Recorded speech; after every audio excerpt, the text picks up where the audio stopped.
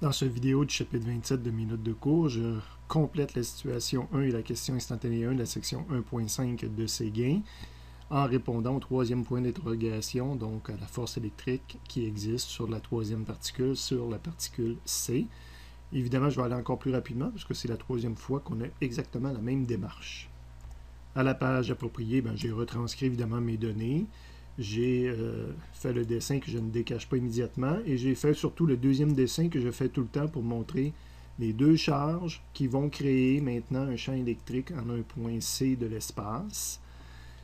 La méthode, comme tout à l'heure, FE est égal à Q fois E, mais maintenant je veux calculer FEC.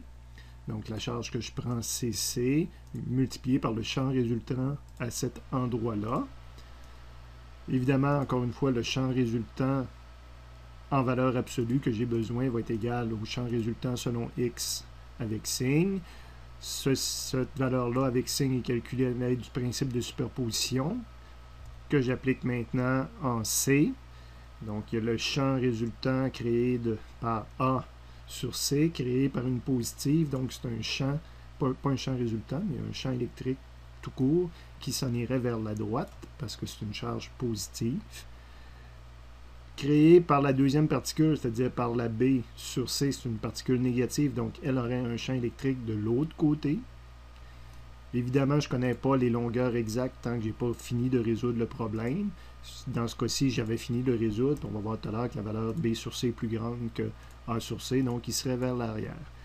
J'avais fait la remarque au début que ce problème-là se résolvait avec le chapitre 26 de façon plus simple, avec FE est égal à K, Q1, Q2 sur R carré directement.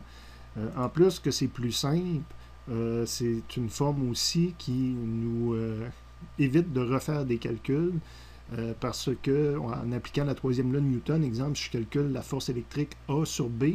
La troisième loi de Newton nous dit qu'en termes de module, A sur B puis B sur A vont avoir les mêmes valeurs. Ce qui ne s'applique pas ici. Là, quand j'ai calculé tantôt le champ électrique, exemple C sur B, ce n'est pas le même champ électrique que B sur C. Donc, même si j'inverse mes lettres, là, je ne peux pas appliquer la troisième loi de Newton. Je vous rappelle la troisième loi de Newton avec l'inversion des lettres puis dire que ces deux vecteurs-là sont égales. S'applique juste à des vecteurs force. Cette inversion-là, cette loi de Newton-là, c'est une loi pour les forces. Donc, je ne peux pas faire l'inversion des lettres là, avec autre chose que des forces. Ce qui fait que cette méthode-là est encore plus longue parce que j'ai aucun raccourci. Évidemment, comme l'équation de demande, j'ai tenu compte des signes. A sur C positive, B sur C, c'est un vecteur à contribution négative. On continue après ça en calculant ces deux valeurs-là de champ électrique à l'aide de la formule KQ sur R carré. Donc A sur C, le K, ça c'est la particule A, cette valeur, c'est elle qui crée le champ électrique A. La distance entre le début et la fin, c'est le 5 moins 0. Et même chose pour B sur C, donc la valeur de K, ça c'est la valeur de la particule B. 5 moins 2, c'est la distance entre B et ce point-là. Et à l'analyse, si j'ai les résultats, si je rentre ça dans une calculatrice, je m'aperçois que B sur C était plus grand que A sur C, donc ce vecteur-là était plus grand que lui, donc la résultante va être vers l'arrière. Et QC étant positive, il n'y a pas d'inversion entre le vecteur E et le vecteur FE.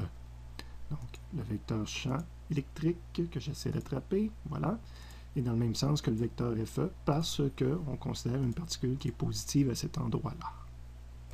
De retour à la première page où j'avais mon dessin complet, là, mes trois vecteurs FE sont dessinés.